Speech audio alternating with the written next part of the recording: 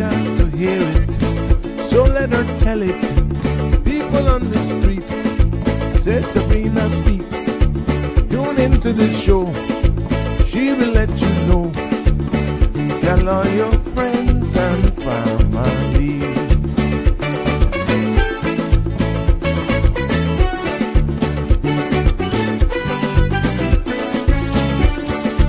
Real talk is no joke. You get the news straight up from grassroots and concerns. You hear some people gone, so tell all your friends to tune in to the Good evening, show. Cayman. I'm Sabrina Turner, and welcome to Sabrina Speaks, your daily dose of clarity, truth, and community insights. Every weekday from 5 to 6:30 p.m., we're tackling the issues that affect you, from national headlines to grassroots concerns. Whether you're in traffic or winding down your day, this is your chance to hear it straight and speak your truth.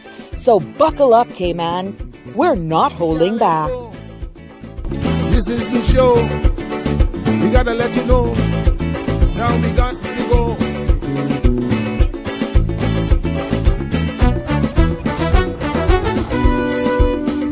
And now here's Sabrina.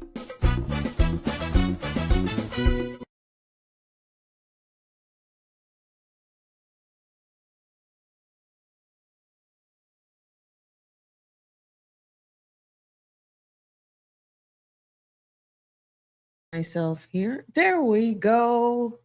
How are ya? Saying hi to my friends and family near and far. Welcome, welcome, welcome to another episode of Sabrina Speaks, Voices of the Islands, Conversations for the World, and the podcast where voices rise, stories unfold, and inspiration takes center stage.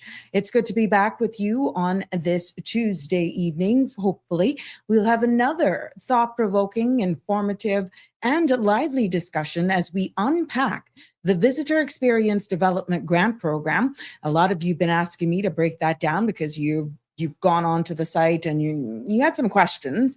And, I'm going to break it down as best as I can based on what information I found out about this program and what it is, who qualifies, and how Caymanians can access real funding to build new tourism experiences.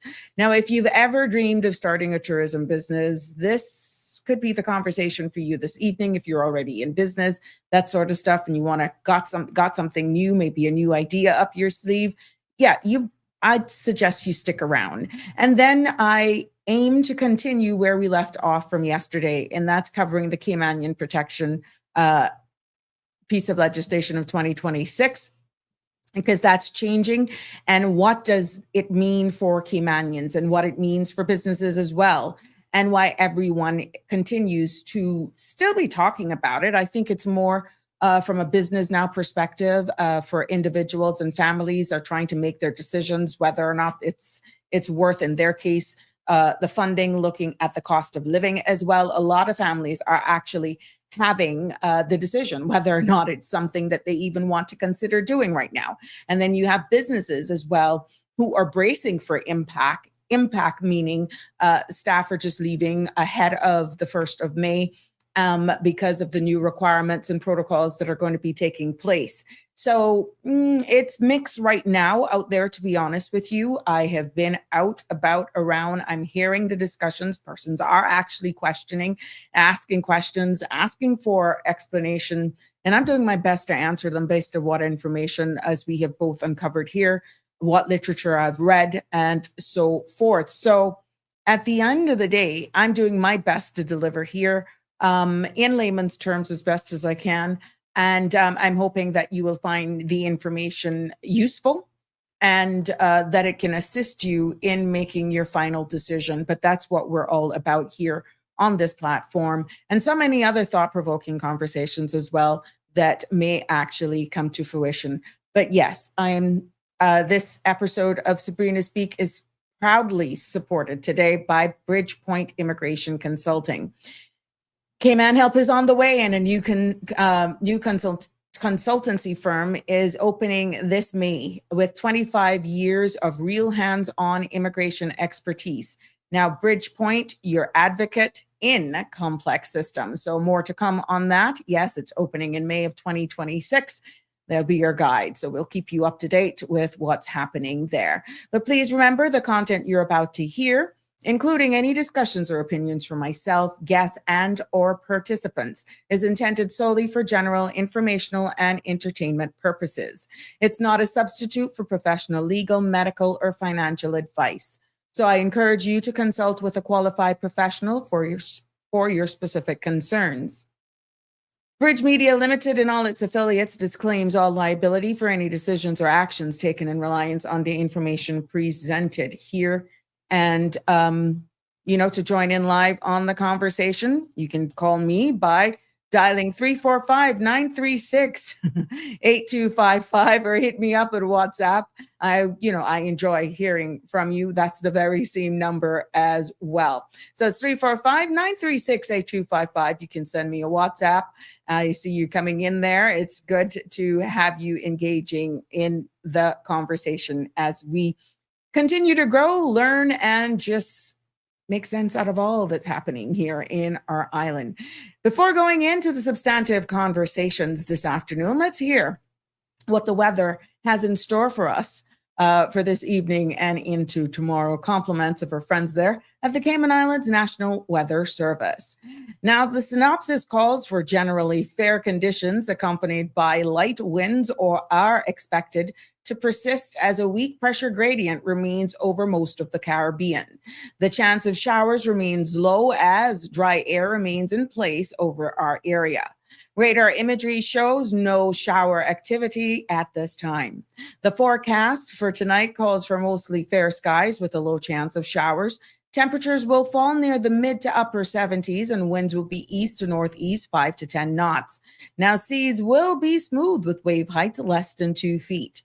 Tomorrow's forecast is calling for mostly fair skies with a low chance of showers. Temperatures will rise near the mid to upper 80s with a heat index of 96. Winds will be east to northeast 5 to 10 knots and seas will be smooth with wave heights of less than 2 feet. There will be a high tide this evening at 8:30. A low tide at 2:33 tomorrow morning and another high at 7:55. Sun will set this evening at 6:46. Sun will rise at 5:59 and tomorrow, yes, it will set again at 6:46.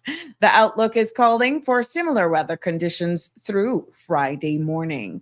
So that's your weather forecast here for this evening and into tomorrow as you make your plans, but it's going to be hot. Oh, yes, you're going to be hot, hot, hot. So be prepared, hydrate.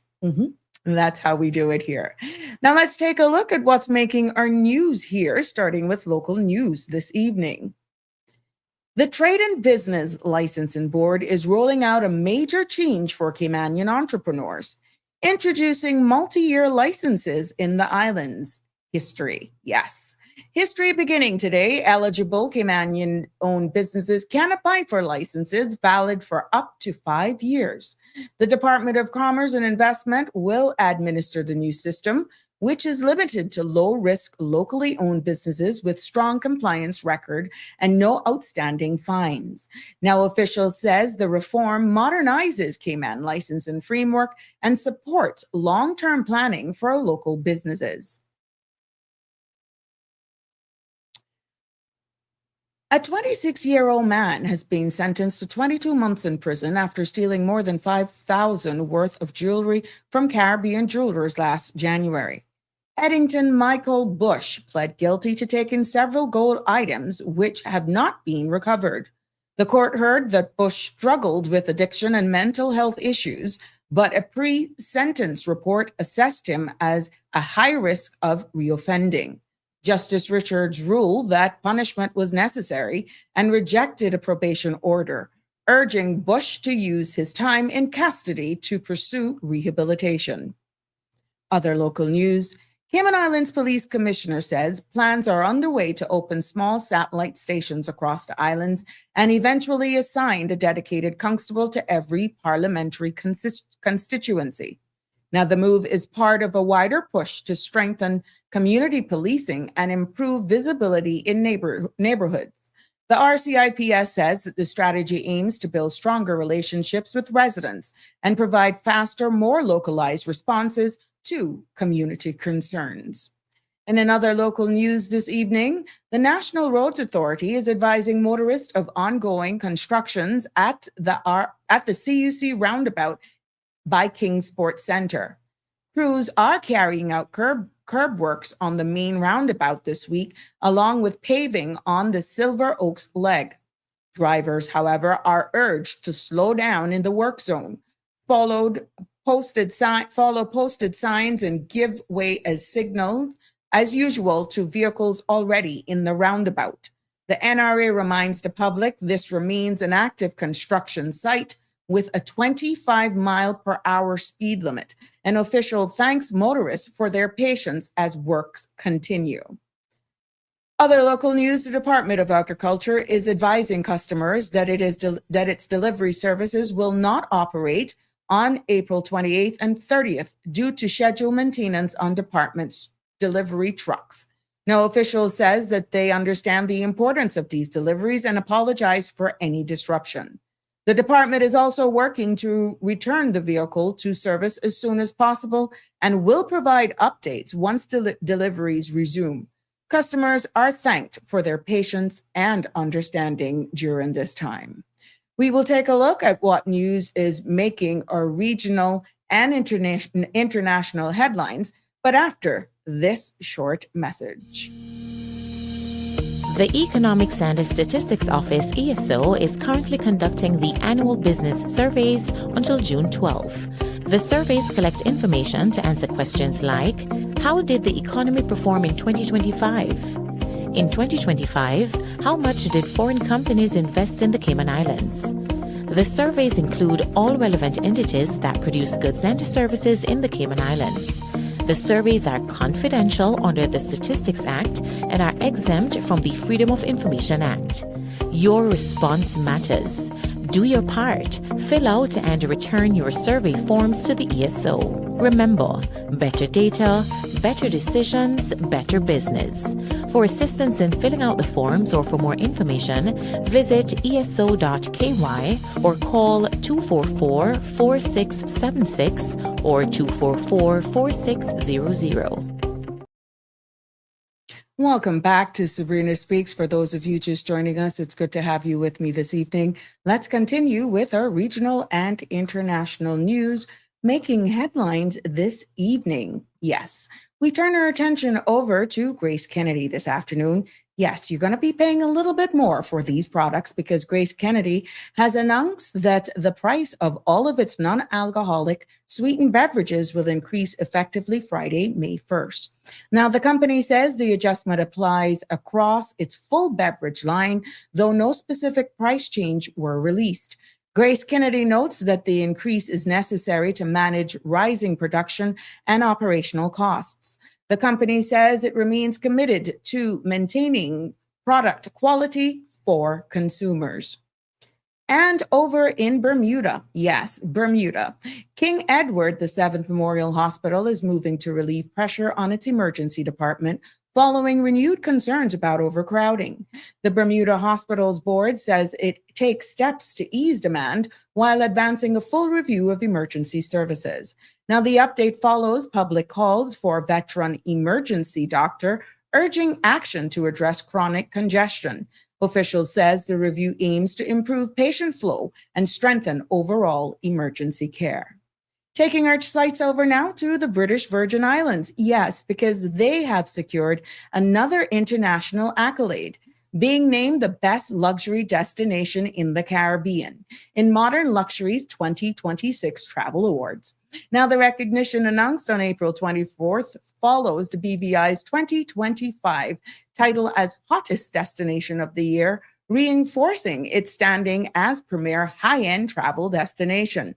Now, Tourism Director Clive McCloy says the award reflects the consistency and quality of the BVI's luxury product, supported by standout properties such as Oil Nut Bay's Villa. The BVI continues to earn top rankings from leading global travel publications. And making our news right now internationally for this evening, right here on Sabrina Speaks. Yes, we take our focus over to King Charles III. Yes, he arrived in the United States on Monday, April the 27th, for a 4-day state visit, marking the 250th anniversary of American independence. Now, the King and Queen Camilla landed at Joint Base Andrews before traveling to the White House for private tea with the President and First Lady. Now, the visit comes amid heightened security and diplomatic tensions, with Buckingham Palace confirming the trip would proceed despite a week of shooting incident in Washington. And also, King Charles has also become only the second British monarch to address a joint session of the United States Congress. He did that earlier today. In his remarks, he praised America's leadership and expressed gratitude to the American people, calling the US-UK bond priceless and internal. The address also marked the 250th anniversary again of Americans' independence, and the King highlighted the enduring values shared between both nations. And over in our internews entertainment segment today, all of you who are loving it, guess what? Daddy Yankee and Shenseea have teamed up for Echo, the newest single from the official FIFA World Cup 2026 album. Released through Salex Co, UAM, and Def Jam, the track has co-produced and executively produced by Trainee, blending reggaeton and dancehall for the tournament growing global soundtrack. Now, FIFA says Echo is the album's third single following releases from Jelly Roll, Carrie Leon, Los Angeles Azules, and Belinda. The collaboration highlights the Caribbean's influence on international music as the World Cup builds a multicultural playlist for 2026. So this is something definitely we can all look for, and we feel good when we see one of our own from in the region definitely making center stage here as we keep it rolling. As we wind down, today's U.S. markets close lower, with the Dow slipped just 0.05%, and the S&P 500 down nearly 0.5%. The Nasdaq off closed 1%, and tech stock led the decline after reports of slowing growth at OpenAI pressured major chip makers. Now, oil prices surged more than 3% to just under $99.60 a barrel, adding fresh inflation concerns, while gold retreated sharply. Across the Caribbean, the Jamaica Stock Exchange closed broadly higher. The JSE index gained 0.7%, with more than 16.5 billion units traded, led by Jamaica's Trans-Jamaican Highway, JMMB preference shares, and Wigton Energy. In Trinidad and Tobago, the composite index held steady at 963, with modest gains for First Citizen and Scotiabank, while NCB Financial edged lower. Now, the Barbados Stock Exchange was closed for Heroes Day, and here in the Cayman Islands, they did not report any closing figures. Now, we see where figures are consistent with its reporting schedule, but regionally markets were steady as investors track rising oil and heavy week of U.S. earnings. Now, that concludes this evening news, and that's regional, international, and our business report here on Sabrina Speaks. It's good to have you all with us. Just let me get this image for us today. I want to send happy birthday greetings out to anyone who's celebrating a birthday, any and everybody who's celebrating a birthday today. Yes, we want to share that with you right here from all of us on the Sabrina Speaks platform. We know how we do it here. Our thoughts are with you on your special day. And if you're celebrating an anniversary as well, we share that with you here. Lots of love. Of course, we're doing it all here with you. And we want to share, sending all of it from us on this platform. Yep. And for those unfortunate who are mourning the loss of a loved one, our thoughts and prayers go out to you as well as you navigate this time of healing and reflection. Our thoughts and prayers go out to all of you as well. Yes. And Connie sent the flower of the day. Thank you, Connie Bonnie. There you go. That is Orchid of the Day. Thank you, Connie. You are so consistent. There is an issue with your, okay, good. Got a little warning there. Sorry about that. Yeah, so thank you for sharing that with me, Connie, and sharing it with all of us here, and for your dedication and your consistency as well. Appreciate it lots. Yes. Just a gentle reminder for all of you, this Friday is 345 day. Yes, Friday the 1st. You're encouraged right now to show up in your national pride and wear your Cayman Proud shirt, or you can wear, dress in the colors, red, blue, or white on this day. This is our part of showing, and however you show up, make sure you use the hashtag and Caymanian Proud, so that the Ministry of Youth, Sports, Culture, and Heritage can also see exactly how you showed up on the day of celebration. So yeah, we want to be a part of this, and just show up in your colors. That's what we do. And you know what? Saturday the 2nd of May as well, Ministry of Youth, Sports, and Culture. This is this huge free gospel concert that is taking place at the agricultural grounds from 6:30 until 10. I like to get all of this out of the way, so once we start talking and your questions coming in and all that good stuff, we can just get down to real business. So yeah, I just want to do all of these gentle reminders for all of us, because it's that important. We're dedicating this. This is history in the making, an entire month. So yeah, you want to be a part of that. You definitely want to be a part of this. And like I said, kudos to all of those corporate sponsors who stepped up to the plate and are being a part of this history in the making. We want to thank you for that. And I'm quite sure that there's more opportunities that are there. So for all of you corporate persons who want to get on board, by all means, reach out to Miss Tanissa Barnes in the ministry, and she will definitely sort you out. That's for certain. So yeah. And then of course, it is the church service that takes place then the Sunday the 3rd at the John Gray Memorial Church. And that is from 11 o'clock.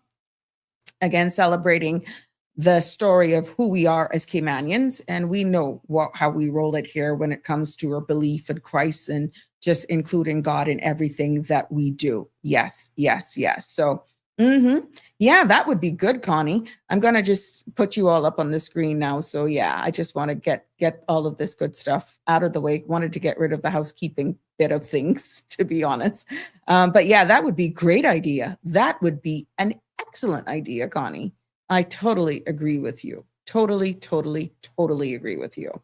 Yes. So let's see who's here with us this evening.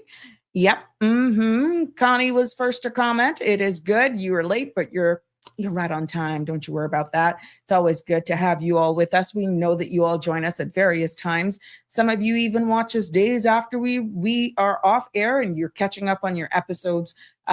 We appreciate you. It doesn't matter, but we love the fact when you can join us live so that we can keep it all engaging, and we can just do it in real time. So it brings even more personalization to it, definitely. So it's good to have you here.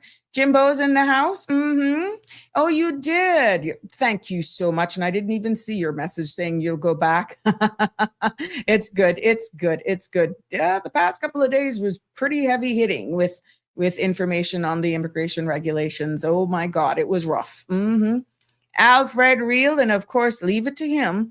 He comes with these big, I would say, Harvard University thought-provoking questions. Yeah, he pretty much pushed this topic today, which I promised a commenter I would have done. And with the questions keep coming privately, Real Alfred, you called him out and he threw the questions. So we had to rein it in to make sure we could get a big chunk out of the immigration regulations out of the way, slow it down. But I promise you, I have, in preparing for this episode. I do have his questions from yesterday. Thank you for sending them through, and I'll do my best to answer them the best as I can.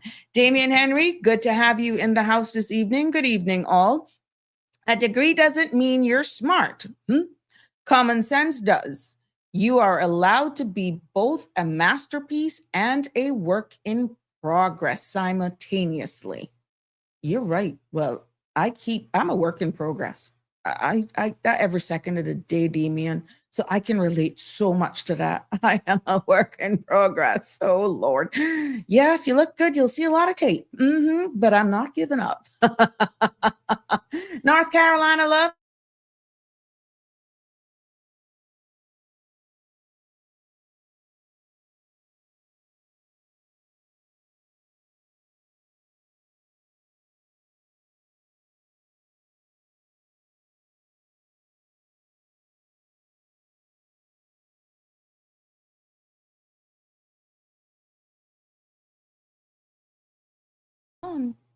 There we go. I'm back.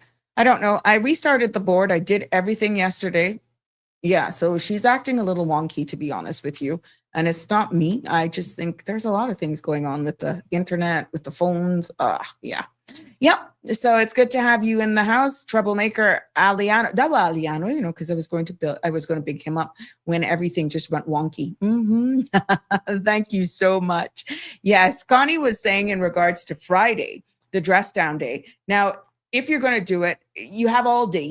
Let's give a cutoff till about 3:30, so that we can do images. If you want to send me pictures of how you showed up, how you represented at work in your colors on Friday the 1st, give you until 3:30 to send those pictures to 345-936-8255. I'd be more than happy to have some fun with them on Friday. So yeah, it would be good for you to send them through so we can have some fun.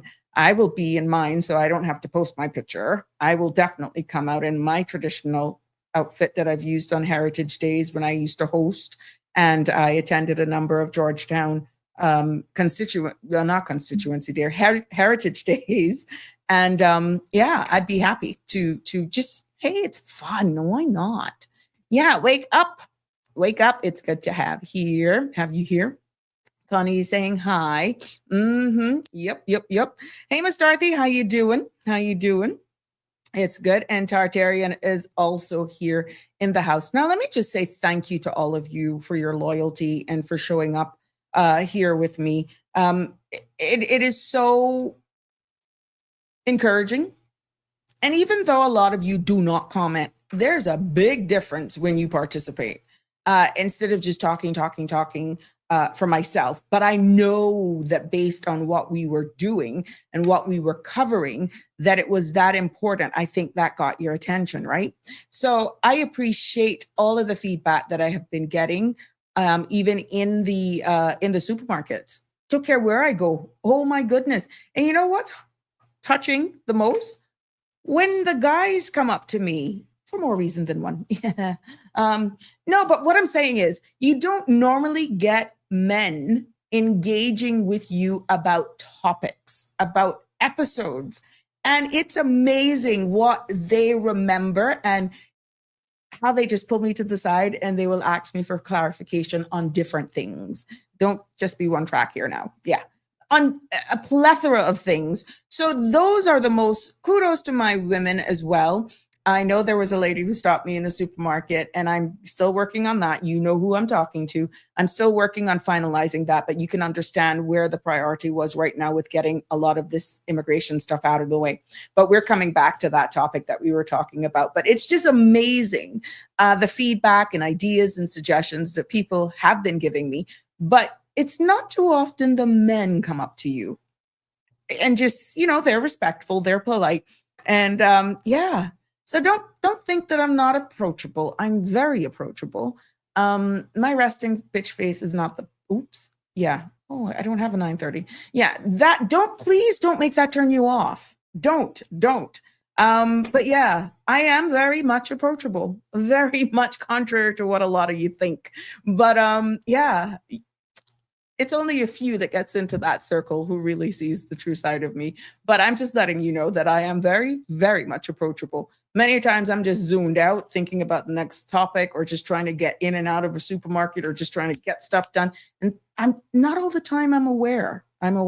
But trust me, when you see me and you actually engage, you would be like, wow, that's different. She didn't appear that way. It's just, yeah, then you don't get me to stop. So be careful.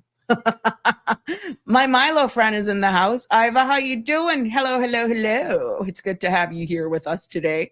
Aliano says, I don't know trouble. Just be giving Facebook hell with all the Trump. Oh, Lord, roaches on the.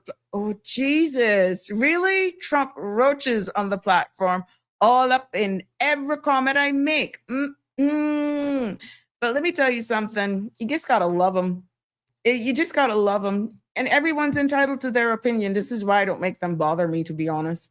Aliano, just speak your mind. But remember,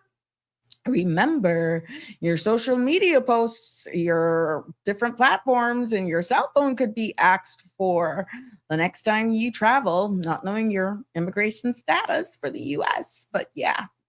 And some people say they're shutting us down. They're monitoring us, what we say, what we can say, what we can't say, and all that sort of stuff. So yeah, I don't know.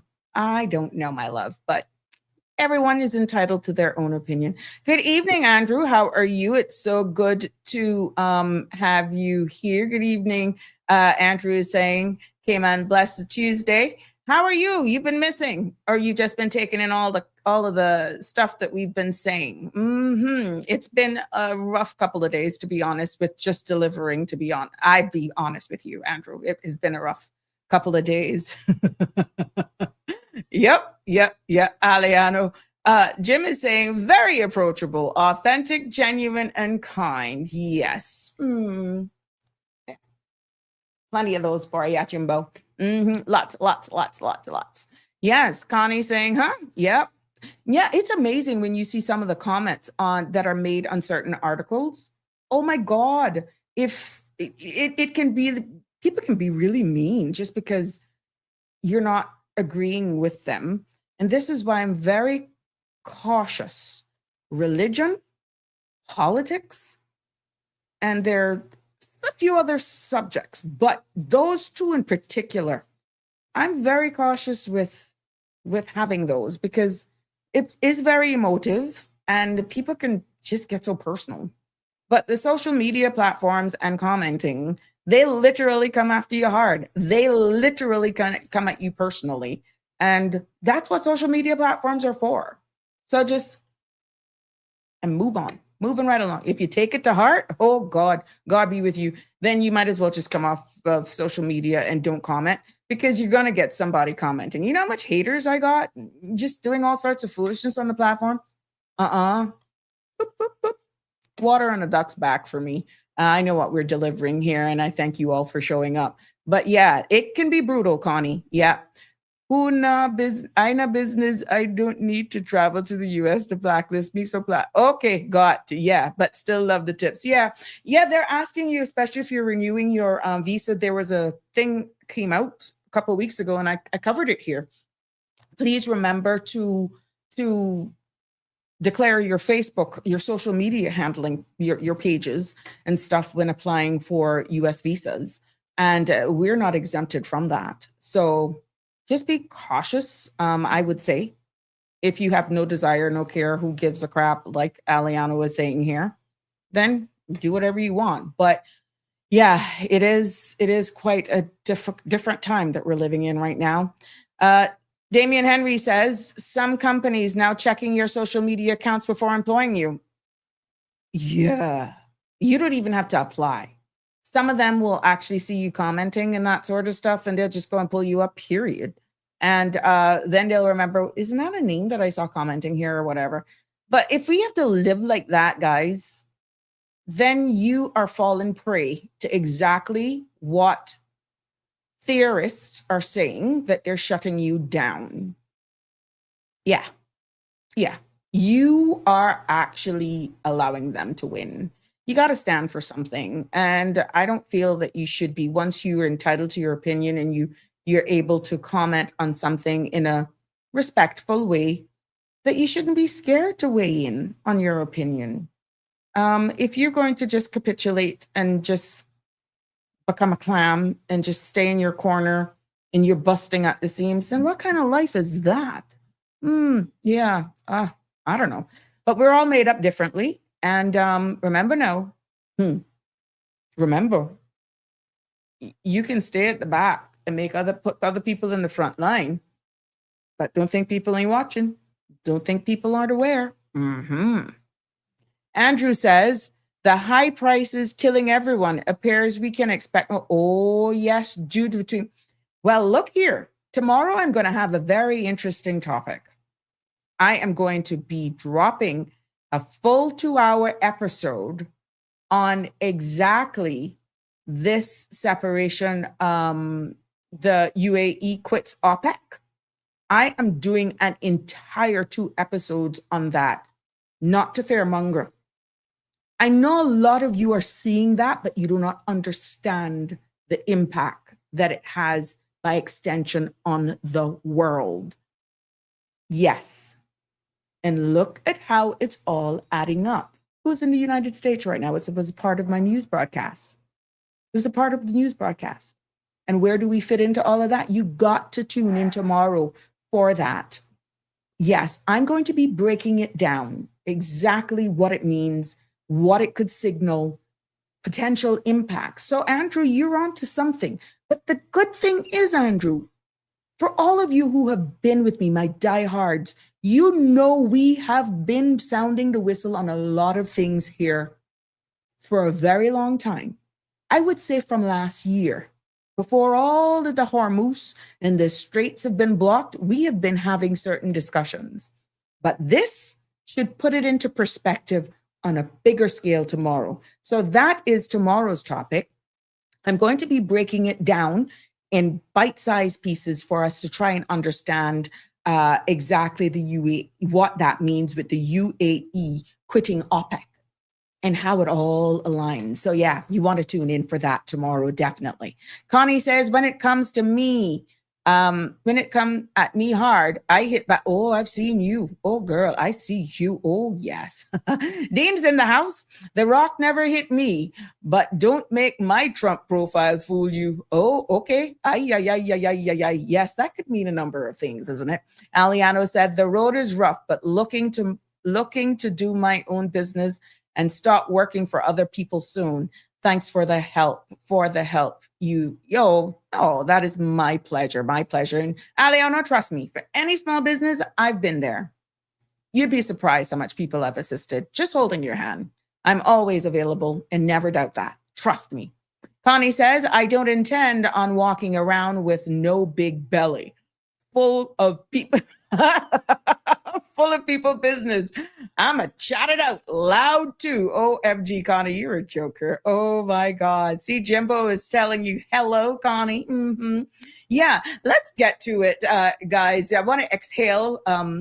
Let's exhale. So you know what? Let me just do this so that we can exhale and we'll go straight into what this grant means. Okay, so please, let's bear with me. We got to pay some bills. Let's listen to the ESO just in case you missed it at the top of the hour. The Economics and Statistics Office, ESO, is currently conducting the annual business surveys until June 12. The surveys collect information to answer questions like, how did the economy perform in 2025? In 2025, how much did foreign companies invest in the Cayman Islands? The surveys include all relevant entities that produce goods and services in the Cayman Islands. The surveys are confidential under the Statistics Act and are exempt from the Freedom of Information Act. Your response matters. Do your part. Fill out and return your survey forms to the ESO. Remember, better data, better decisions, better business. For assistance in filling out the forms or for more information, visit eso.ky or call 244-4676 or 244-4600. Welcome back, one and all, and for all of you who's just joining us, it's good to be back with you. I'm your girl, Sabrina. You never know which version is going to come out, but guess what? I'm going to be loyal to the core. Andrew is saying as we spin off after that commercial from the ESO, Caymanians need to unite stronger than ever before to get through the tough times ahead. Small businesses, everybody is going to experience financial difficulties if they are already not in it. Thank you. Sound advice and profound. You are so right. But for those of you just joining us tonight, I'm going to be diving into something that is huge. And it could actually, in some cases, could change the lives of Caymanian entrepreneurs and definitely shape the future of our tourism industry. And what I'm talking about, my friends, is that the Ministry of Tourism and Trade Development has launched a visitor experience development grant program. And that grant design is designed to help Caymanians create new, unique, authentic tourism experiences. Okay. So that is this aim. And the deadline for this, my friends, is nearing. Yes, it's nearing. That's the 1st of May. So at the end of the day, this is what I want to break down, because a lot of you have been asking, a number of you have gone onto the sites and you got a little intimidated when you saw the requirements. And it is my duty, based on your ask, to just break it down for you to say what it means and how, and if you want and you're trusted, what you need to do. So let's break it down here this evening. Again, 345-936-8255. Feel free to weigh in on the discussion, or you can send me a WhatsApp or comment on whatever platform you are actually streaming us live on this evening. Yes. Now, what we're seeing here with this grant experience is that this is, as I said, it's looking for unique, creative, market-ready tourism experiences. Okay? So there are a number of things they're looking for. First of all, distinctive business concept. Okay. What I mean by that is that something Cayman doesn't have already, something that makes a visitor's stay or memorable, unforgettable, something that allows them to say, wow, I've never done that before. Now, let's say it is Caymanian cooking classes with local ingredients or something, or a heritage walking through, let's say, our capital, or even a mangrove meditation or eco-wellness retreat or something like that, or even a luxury private boat experience with Caymanian storytelling. I'm just pulling these off the top of my head, kind of, as I prepared for today, right? And what it must also be is inclusive and accessible. These are some of the requirements. And what that means is that experiences that welcomes everyone. It's tailored for seniors, families, persons with disabilities, and even diverse backgrounds as well. They also have another requirement that they're looking for in the applicants is environmentally responsible, meaning it's eco-friendly practices, low waste being produced, and even respect for our natural environment. Another thing that they're looking for is that whatever product or idea you come up with, it promotes what's at the front. It promotes Caymanian culture. Now, we all know how huge this one is. This one is big. And they want Caymanian identity to be front and center. So dig deep and think about music, food, crafts, seafaring traditions, or something like that. And of course, Caymanian history. Another element that they're looking for is that it supports the local economic growth, meaning that you hire Caymanians, use local suppliers, and build something that is sustainable, that will last for a while, okay? So if your idea checks even 2 or 3 of these boxes, you don't have to hit all of them, then I would dare say that you're on the right track.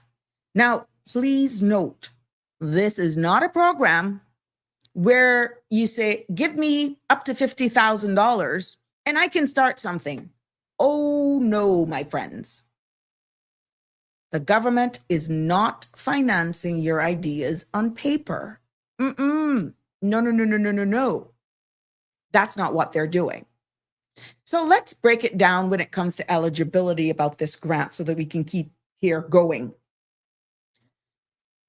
It is simple, but very, very important, because we say that too often our Caymanians are being left out in the cold and everybody's stepping ahead of us.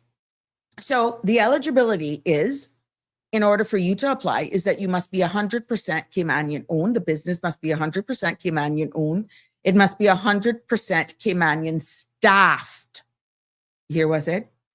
100% Caymanian owned, 100% Caymanian staffed, fully compliant with Cayman laws, and it also must be holding a valid trade and business license, able to provide proof of Caymanian status to prove that you're Caymanian, and that you can only submit one application per owner. So one owner can't submit 2 or 3, okay?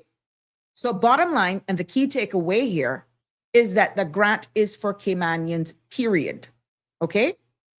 Now, before you even open the application, because I've navigated the system, the application form, please, I beg you, make sure that you have these documents ready, because they're asking that you have your trade and business license, meaning approved. You need to have evidence that you are Caymanian and government issued photo ID. Don't get that mixed up now. I didn't say a government ID. A government issued photo ID. In this case, it could be a voter's registration card. It could be a driver's license. It could be a passport, or of course, your government ID. So if you don't have these, to start gathering them now, okay? And don't wait until the last minute where you're digging and you're going to do this. Now, please note that the application started, the opening started from the 23rd of March and it closes the 1st of May. So you don't have much time. Let me say it again. May 1st is the deadline to apply for this. And I feel, Cayman, if we're serious, late applications will not be reviewed, plain and simple. Late applications will not be reviewed. So mark your calendars. I am just letting you know what the requirements are. Mark your calendars, set reminders, tell your business partner, or if you can pull all of this together. Yeah, if you already have a trade and business license and you have something that you feel is unique and probably need some seating and all that sort of stuff, and you can come up with a new idea, then you're 3/4 of the way there. Maybe you want to tell your family member, tell them by a WhatsApp group. I don't know what you're going to do it. I just want you to understand what it is, okay? Now, how you choose, or how they're choosing for this payout, this grant, they're not saying everybody applies going to get 50,000. It's up to 50,000 per grant, okay? First of all, you got to submit it. It's the submission stage, and you have to fill out the online form with all the attached documents. They must be submitted. And then what it's going to go through is an evaluation phase, a stage. And then there is a panel on the inside. The panel reviews and scores your application. And this panel includes representatives from the Ministry of Tourism and Trade Development. You also got representation from the Ministry of Youth, Sports, Culture, and Heritage. Well, you could see why those government agencies make sense. Then you'll also have persons from the DOT, Department of Tourism. And you'll have a representative as well from the Center for Business Development. That's the part that deals with your trade and business, compliance, and all that good stuff. And what they will do for the processing is that they score based on the guidelines we spoke about earlier, right? And then the final stage of the process, from what I understood from this, is that the highest scoring applicants will then receive funding depending on the budget and available funds as the ministry has put into the public's domain. Remember, this is a specific line item in the ministry's transfer payment. It's an executive output payment. And it all depends on how much that is funded. That will determine exactly how much is given based on your evaluated, I guess, scoring process by this committee, this board. So my advice to you would be, the stronger your idea is, the clearer your plan is, the better your chances of getting a yes. Yeah. So talking about the prize, up to $50,000 is grant funding, up to. And that depends on the project and the amount that I said of the line item that the ministry is funded. But let me again repeat, it is not just money that is giving out to you, right? You also get support during this time after the grant is given, guidance and oversight to help your business succeed. So it's not like one thing where you only last for a year. They're going to be tapping in on you to make sure that it's sustainable. Remember, I said that at the beginning. So this isn't here's a check, good luck. This, my friends, is where investing in you, and we want you to win, exists. They don't expect you to actually just get it. This is all of our money that they're investing into these businesses, and we want to see that it can be there for the long haul if we're actually going to be making an impact here. Donnie, it's good to have you in the house. Sorry. We have a comment here. Miss Brenda is saying they've been doing that from the time social media came into effect. Oh, okay. That's what people aren't getting. You were talking in regards to the commenting. Okay. Oh, gee, sound like too many hoops and hurdles to jump through, Aliano is saying, based on the requirement for this application. Jim is weighing in and commenting, that Caymanian face could now be an Indian national, Jamaican, Filipino, British, American, Canadian, Asian national, or from any other country who has now been granted status. With Cayman, which Cayman is now filled with many status holders from all over, not simply and beautifully generationally Caymanian. And Jim further says, what can I say? I'm a little partial to the Caymanians.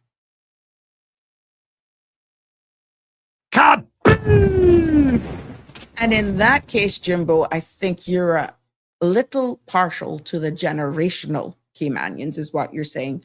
But here we go again. Once you have been granted that Caymanian status under whatever labeling you have it through the immigration thing, you label it as the Caymanian Protection, whatever, you're still not deemed a generational Caymanian as to what you're alluding to, but you're eligible for that.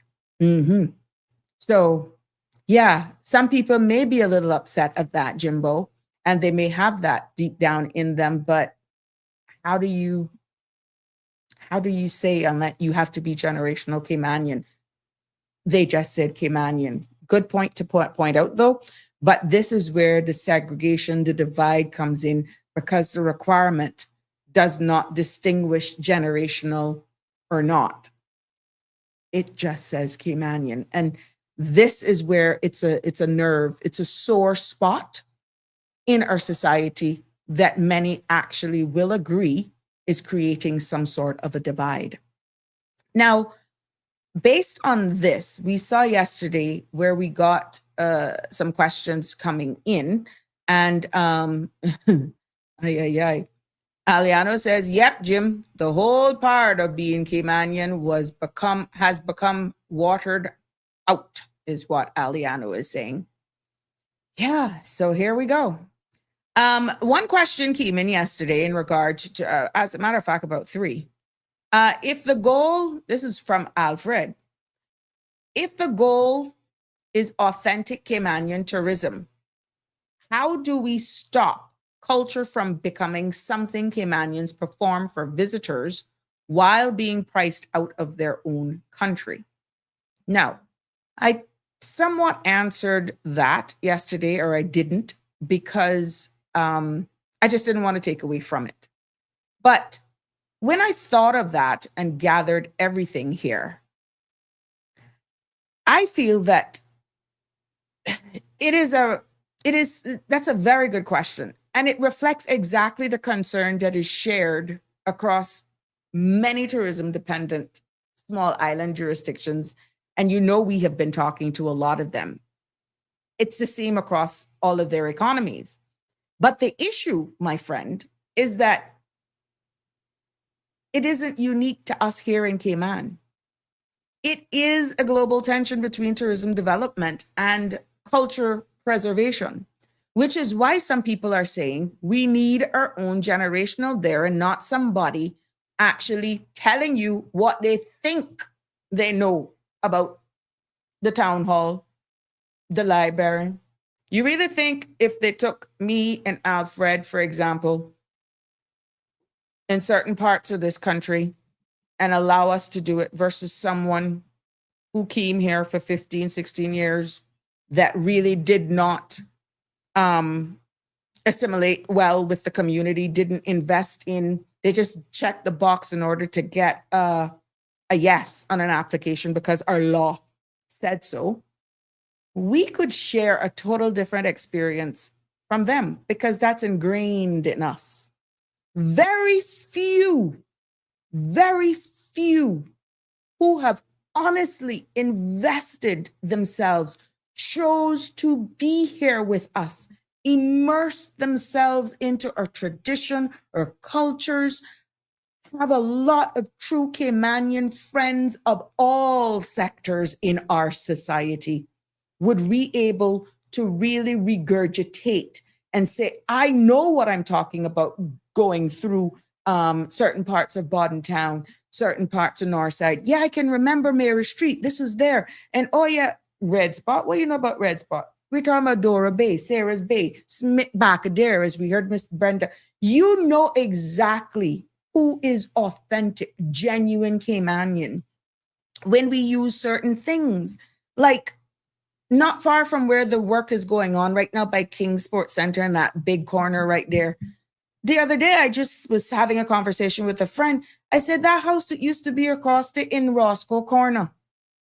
Of course, they're like, oh my God, you're timelining yourself. Now, of course, not everybody understood and picked up exactly where I was talking about because you don't refer to it as Roscoe Corner anymore. For the record, that's the big corner there across from Rosedale Gardens, across from Miss Heather Bodden and them house, that real estate house. Right there, just before you get to Tropical Gardens. For those of you who didn't know, that's what it used to call. There's some gray apartments right there now, and it used to be like a cow well or something right there a long time ago. Or on the corner, remember where Batter Shoe Store was, English shop, and all that stuff. Not too much people would be able to tell you that, unless they were truly Shirley Shop Jr. really going down Miss Kippy.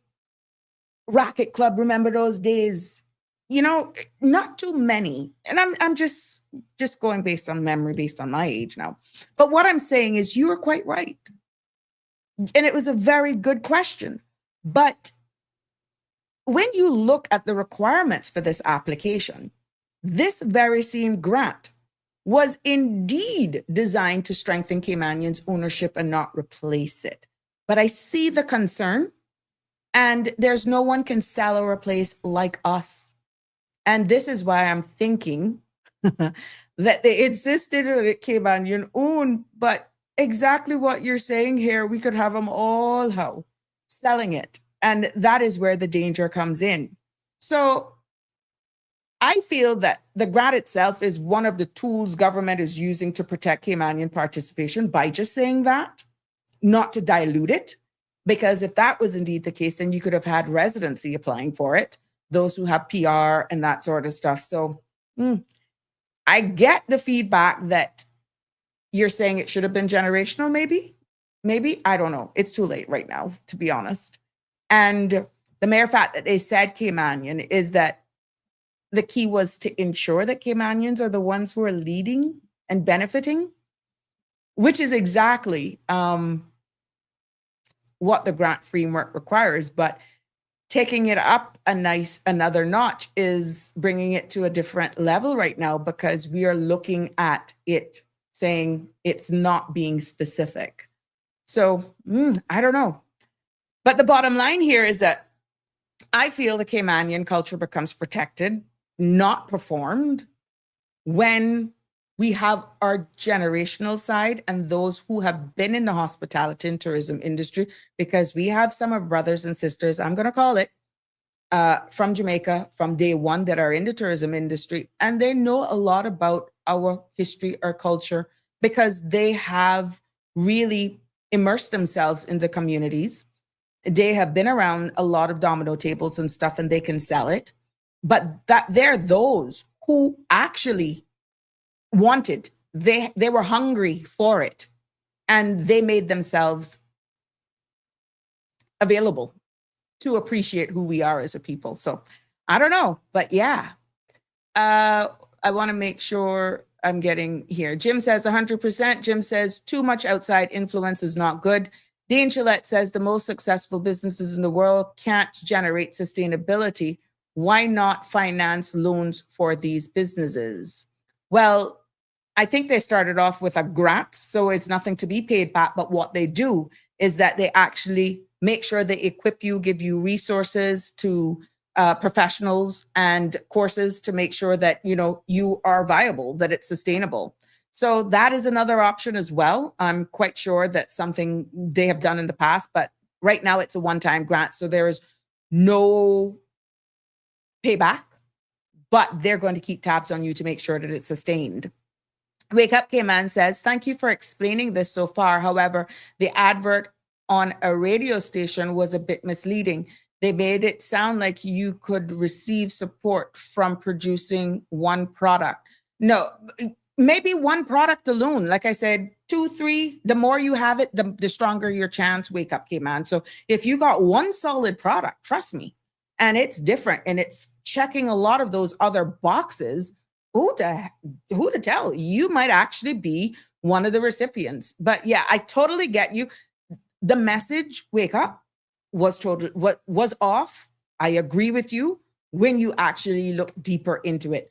The messaging, the PR messaging was a bit off, to be honest. I have to agree with you there, which is why you kept asking me to break it down.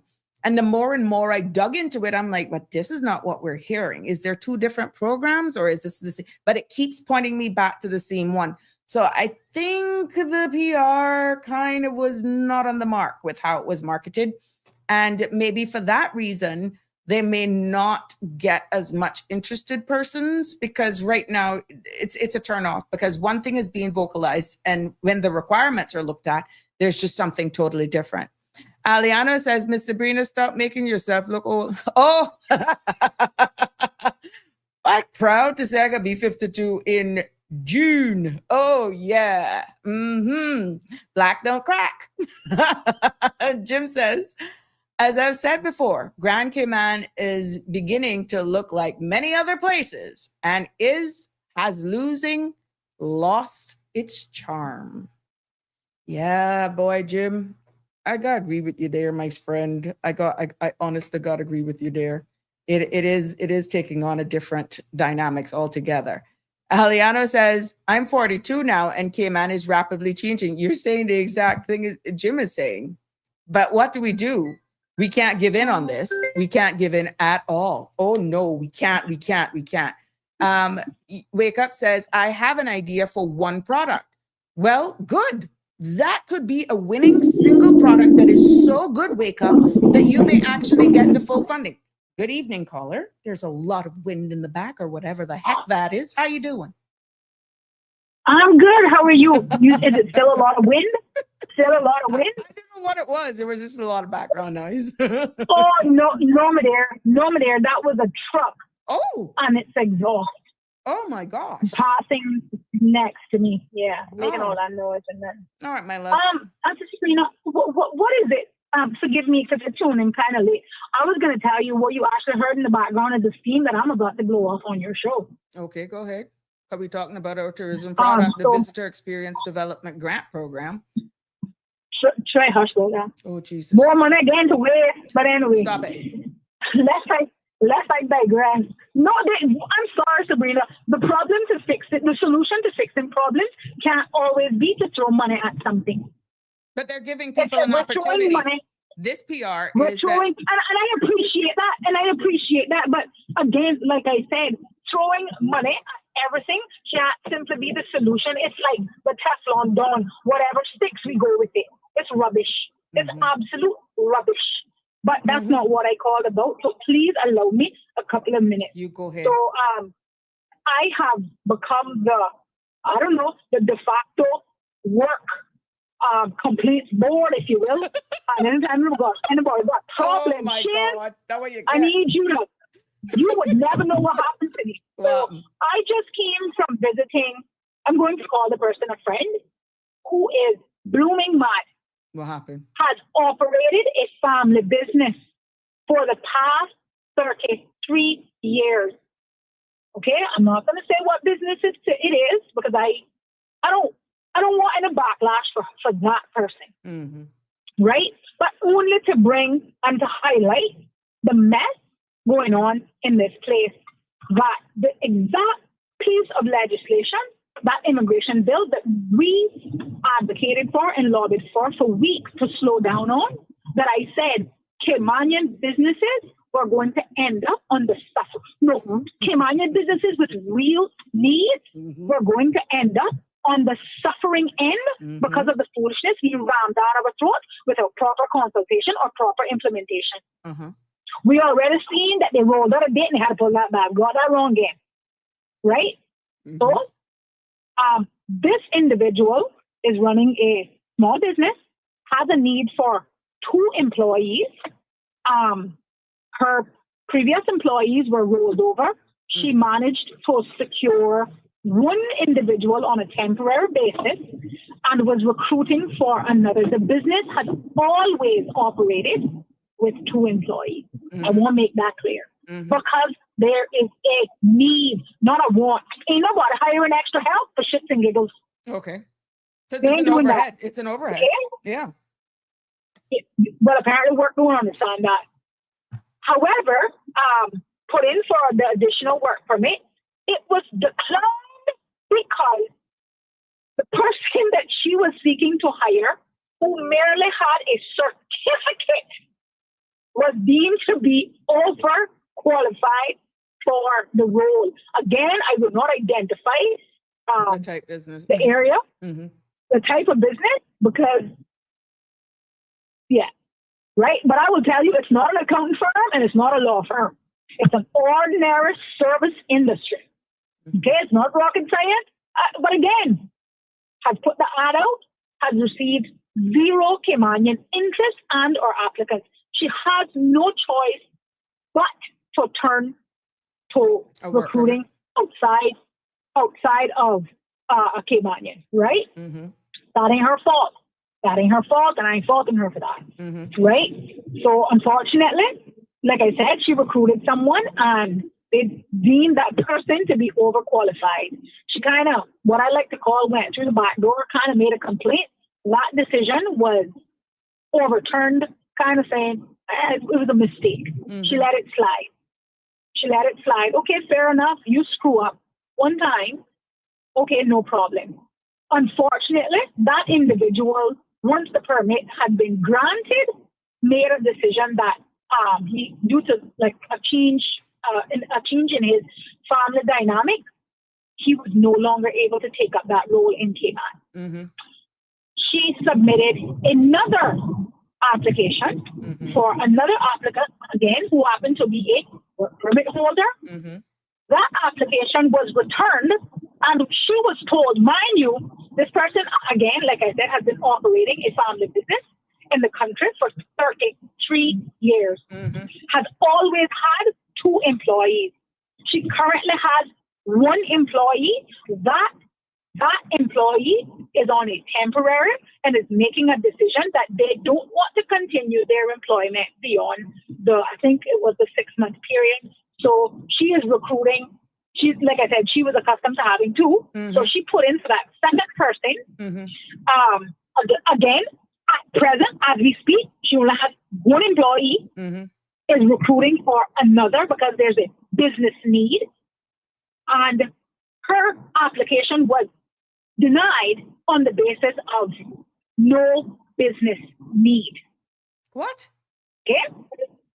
You heard what I just said. Well, So okay, she go calls. ahead. She calls the complaints bureau to make a complaint to me to say, help me understand, is this within the scope of the law or is this? And I quote verbatim, Shiv, I'm starting to take this personal. Oh, wow. Help me understand why this is not now personal. I have one permit. I'm operating a business that requires 2 persons. I've been struggling with one employee, and the service business is such that she cannot fill that role herself. Aside from that, she shouldn't have to justify that need, right? It looks as I though think they're she has stagnating, not allowing your business to grow and function because they have one concept of what they think your business that is is. precisely it. But that is precisely it, right? And I think Benny and I banged on ad nauseum that this is what would happen if this wasn't done right.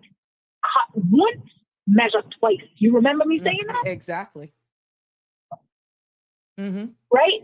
And now we have Caymanian businesses, and I'm going to say it here today, Caymanian, not them Caymanians, Caymanian businesses who are suffering because someone in there has made a determination based on God knows what, that there isn't a true business need.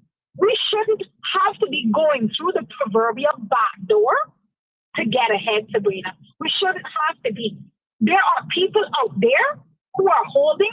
I personally spoke to an individual who is that Caymanian, who has 14 business licenses, some 6 to 7 employees, but has never received a denied work permit. What? Okay? You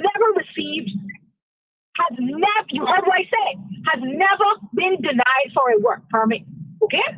How is one person able to operate 14 businesses? Truly tell me now.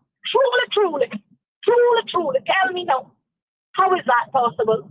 However, when you go through the back door and you hear on the proverbial mall road that what's actually happening is that they're targeting specific people and their businesses because of political differences, that they are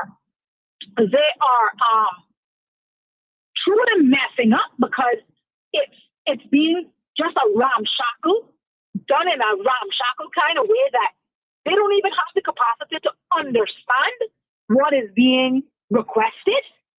And additionally, there's additional pressure to deliver on political promises so far as we are going to reduce the number of work permits in this country. And I forget, and that the people processing these work permits simply don't have any understanding of the need, so to speak. What if they do? What if they do, but the mandate is contrary to what is being said otherwise in the public's domain by those in power? There's one message being sent in the public's domain, and then there's another mandate being given to the councils, the boards, the administrators that is totally not connecting, which is what was being explained with the PR for this grant, this government grant versus the requirements. It's two different things. I'm just asking the question. With you, Sabrina. I agree with you, but again, I want to hammer home again that as a result of these inefficiencies, deficiencies, Caymanian businesses with legitimate needs are suffering. Okay? This individual is not like Siobhan, who wants to, and please let me state, this is not about me embarrassing the department. This is a bigger picture. This is bigger picture, and the good of many must outweigh the good of one. And while you have people in there trying to cover their behinds, Caymanian businesses are hurting. Okay. Oh, I forgot to include this one. This one will knock your socks off. She was told by somebody, again, through the back door, in that department, that the permits were being turned down because based on the salary that you put on it, they are determining that in some instances the salary you are offering is too high. Now, how do you get to determine what I pay my employee? And they're not listing legitimate reasons. They're giving these standard, no business need, overqualified, based on nothing. The criteria that they're basing it on. You're like, what? It leaves you scratching your head, Sabrina. It really leaves you scratching your head. And I'm going to say this here today, and I don't care who it hurts, whose feelings or whose toes I step on. The permits that they should be turning down are the ones that are going through. The permits that are having effects on the lives of Caymanians and being put out of work are the permits that are going through, that are not being looked over twice. Those are the permits that are having a real impact and a real impact on the real lives of Caymanians. Hindering Caymanians from getting gainful employment, hindering Caymanians from moving up in the job market. But those permits aren't getting a second look because of who is submitting the permit. Yet again, a small Caymanian business, she has a right to feel targeted. She has an absolute right to feel targeted. 33 years in this country, one work permit, and you are going to say no business need. I'm sorry, it is unacceptable that if you don't have staff who are trained enough to be able to process it, that you do better. You do better. They rolled up this big, beautiful mandate. We're going to make it easier. They're going to make it easier to be able to fire civil servants or whatever the hell it said. Well, that's not the solution, Sabrina. That's really not the solution. And I don't think that is what the public complained about, or certainly not what I would advocate for. But at the end of the day, everybody goes into business with a view for profit. That is the definition of doing business. Hold on 1 second. Let me see if I can merge this. Oops. Hello?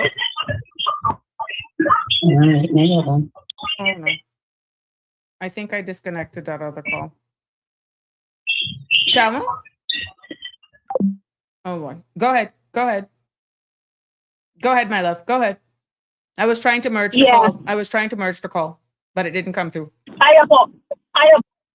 Go ahead. Yeah, and again, so her again working through the back door channels, spoke to someone. I won't even say where the person worked because it would embarrass the country.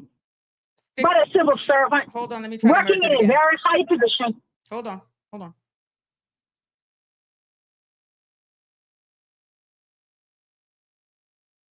Oh no. Okay. I'm not going to do this. Whoops. I'm not going to do this. Sorry. Hello? Yes. Oh gosh, I knocked off the other caller. Hello? Yes, I knocked off the other caller. Sorry, she wasn't finished. Hello? Yes. Hello? Hello? Not hearing. Hello? Hello? Hello? Yes? Hello? We're not hearing. Oh my gosh. I'm not sure what's going on. Just let me wrap you up. Go ahead, my love. Yeah, sorry about that. When she spoke to the individual, like I said, I would say a high-ranking civil servant who I think ought to be able to provide some information or shed a little bit of light. He looked at her like a year before Cole looked at a cat and said, I had no idea about all of the changes. Well, when you submit your complaint, let me know what the result is. It is a crying shame. Mm-hmm. It is a crying shame. I think especially in the civil service, where there are customer service facing roles, again, work being one of them, not one. Your goal should be to create a remedy to the solution. Okay? Your goal should be to provide a remedy to the problem, or to create an end-to-end service. Right? Mm-hmm. Again, a 33-year business in this country. Second time something of this sort, and it's been in the span of 1 month, has happened to this individual, only to be told because of possible political differences, because political agendas, because lack of training, because this is unacceptable, Sabrina. This is unacceptable. And again, who do you complain to? Yeah. Who do you complain to? What? I'm bold enough to get on here and say these things, right? But then you hear from other people, well, they don't want to work with Sabrina because you know who she's supporting. Well, they don't want to work with Siobhan because you know who she's supporting. And what I'm saying is, more gets done when you don't care who gets the credit. But there's too much people who really have either solutions to very necessary problems, or who have ideas that can truly turn things around. Again, I have to quote Steve Harvey when he said, sometimes it's not the message, it's the messenger. And I get that, Sabrina, and I get it. But we're running the country. This is not part of shop. You can't afford to get it wrong. Well, I could be You honest. can't afford to get it wrong. Denver had a question, says, just asking a question, caller. Is the permit or permits for a certain nationality that we have no desire to have anymore in our country? There's no national statement for that, though, Denver. Well, Denver, I will say this much. The government today, as I understand, speaking to you at 6:23 p.m. this evening, I am not aware of any mandate, any backroom story of a restriction on the number of specific nationalities to be in this country. They should start to call for that. They should start to call for that, lest we be inundated with any specific amount of nationality. We should never be. We should never be, and it should be equal and balanced. It should be equal and balanced so as to not create a overpopulation or oversaturation of any one nationality, so that it is so disproportionate that it's simply no longer fair. Right? So there is no mandate with regard to undesirables. They're undesirable foreign nationals from every nationality.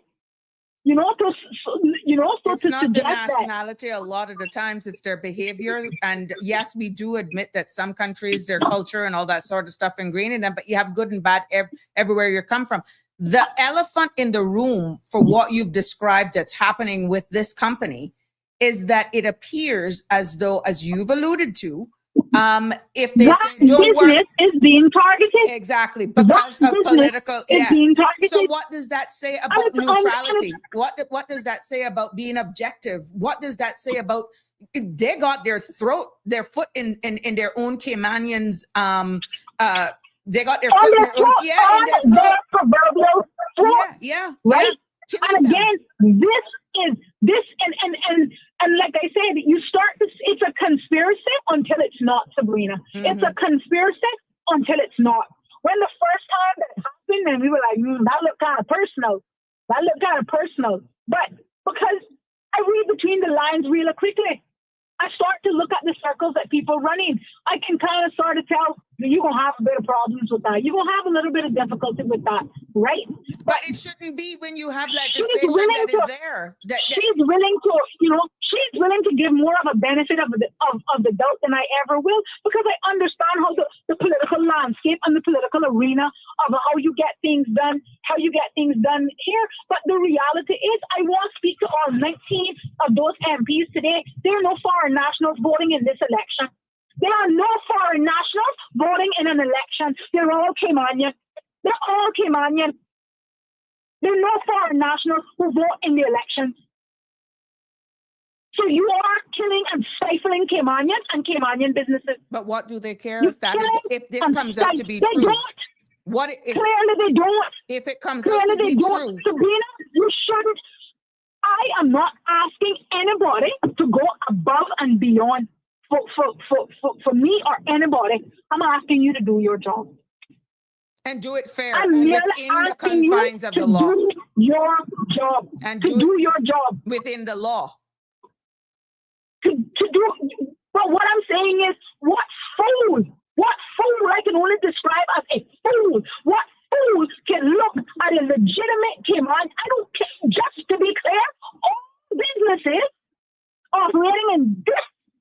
Cayman Islands are Caymanian businesses. Yeah, but you rightfully said it earlier. If you're not hanging with the right crowd, or if you're, let's say, on the opposite aisle of support, then what are we doing to ourselves? But the reality is, if you don't vote for Sabrina, you shouldn't eat. You shouldn't eat. That's unacceptable, Sabrina. That's I can put you on hold for unacceptable. 1 second. 1 second. I'm trying to. Good evening. You're live. I've merged the call with Michelle. Good evening. Preach it, sister, preach it while I listen. You 2,000% right. Hello? Michelle, I want some of your choice words, because this is unacceptable. This is the height of Sabrina. This is the height of discrimination. Put out, it got still be loopholes that they can see through. Do what they want to do, because like I told you yesterday, por el dinero, el mono baila. That means for the monkey, for the money, the monkey dance. You hear what she said about that person with all those businesses and then permits, and then we have that kid. And I know one poor little person that not got much nothing, and they put in for, I think, for their Western Union, and they done been rejected about 3 times and still fighting. They appeal and nothing. I told you anything can be done. Por el dinero, el mono baila. It's not who you know, it's know you. Well, you kisses go by favors. Kisses go by favors, and I get that. But again, I want to go back to exactly what I told Sabrina. Then I told Sabrina, this would be the result of this bill being rushed down the people's throat, pushed down the people's throat without absolute proper consultation. This is the result. This is the result. And I can't help but think, God forbid, if I had to operate a business that needed a work permit, I would never get one. I am so grateful that that's not my case. Mm-hmm. That's not my case. But to think, as far as I know, speech and freedom is free. It's free as long as it's not slander, as long as you are not the D word, I forget it. Mm-hmm. You are, and as long as it's not libelous. You may not like what I say, but feelings, guess what? Feelings are not fact. There are some people who wake up and feel like a tree. It don't mean that they're a tree. Mm-hmm. You are allowed to wake up and feel however the hell you please, but it don't make it true. Mm-hmm. People are allowed to express their displeasure based on their experience with whatever government entity, with whatever government entity, okay? With whatever government entity, and they shouldn't have to worry about whether their complaint is going to land them being penalized in the way this woman, and I'm going to say it, that it absolutely looks very personal. Yep. It's unacceptable. It's unacceptable. Absolutely unacceptable. And I said this would happen. I said it would happen. And everybody laughed me to scorn. One minister got up and said, oh, they're doing their scare tactics and they're scaremongering. That's not going to happen. These people aren't going to do these. Businesses aren't going to pick up and leave the country just because something changed. That's not going to happen. Yeah, I tell you. It wasn't going to happen. It wasn't going to happen until it happened. Until it happened. Okay? Until it happened. And again, this is affecting the lives of everyday, regular Caymanians who are living month to month, running and operating small businesses in this country and can't do it effectively, can't provide services, therefore can't provide for themselves. What will the result of that be? To go line up down by DFA? To go line up down by DFA only to be told that they're not qualified? This is unacceptable when you have Caymanians who are legitimately trying to eke out a reasonable, legitimate, legal business for themselves to have these types of roadblocks. Unacceptable. Unacceptable. when So, you are tell her, living in a society or an environment that is almost making it look like everything. collateral damage to a minor few is okay. We can risk that one. They only have two. So what? We have the X amount of money. That's what this is taking on. This is the approach that is looking that there are going to be some casualties. And if we are creating that type of environment in our country, that only those who are aligning politically or who is paying the piper, then, my friends, we are heading down a wrong road. no, but it all sorts of questions start to creep in. Whether is there money being now paid under the table? No, we're not too far-fetched with that. We know about fraud in the government. We know about fraud that occurred in the government. We know about it. We know about individuals who were prosecuted in the civil service for fraud. It is not too far-fetched to believe that those things are happening again. The last auditor general report, I want to remind them of the deficiencies there. He stopped just a breath short of saying these deficiencies could possibly put the fraud. Yes, yes. Am I wrong, Sabrina? No, you're not wrong. You're not wrong. I'm so sick of it.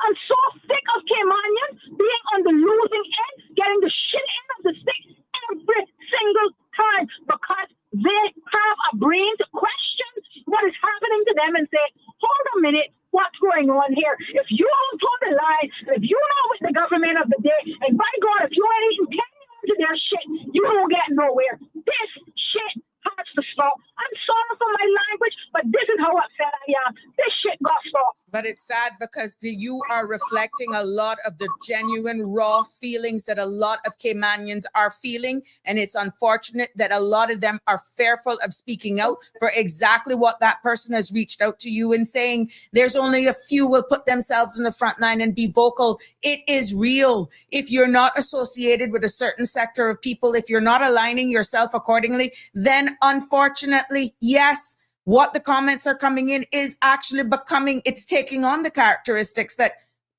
it's played from within. You don't get through unless you're liked. It doesn't care who represents you. It doesn't care whether or not you represent yourself. Some are asking for information that is just exposing all of your clients based on the service that you're in. When you check it, they have a friend or foe that has your contracts.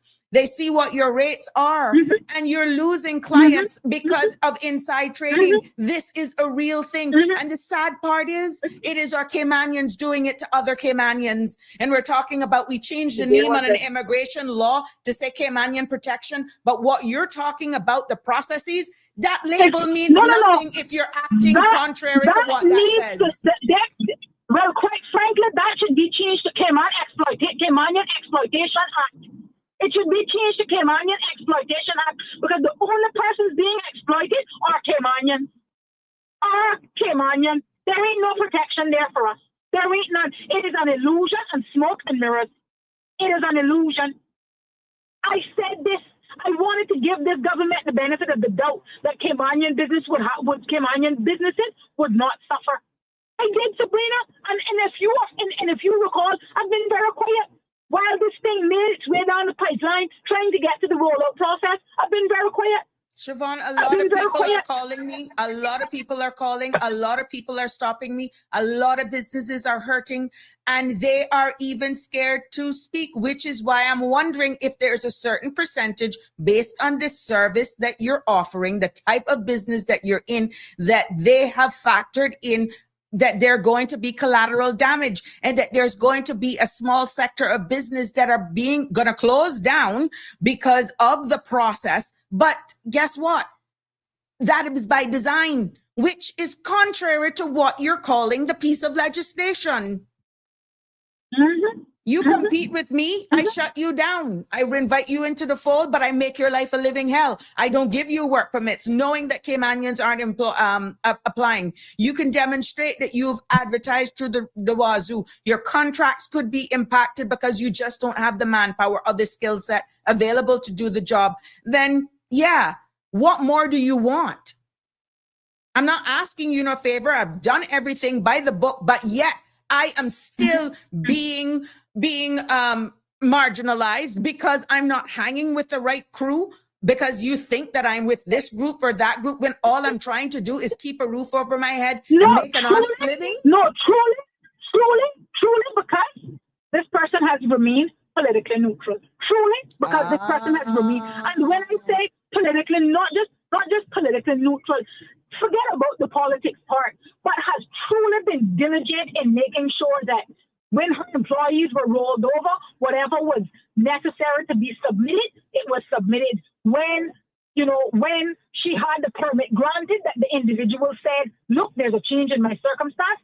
Within 24 hours of that notification, she notified work and said, listen, there's a change in the circumstance of this individual. I'm going to now need to cancel it. I was advised, provided evidence from the individual. Okay? This isn't a cowboys and Indian kind of business that this person is running. Okay?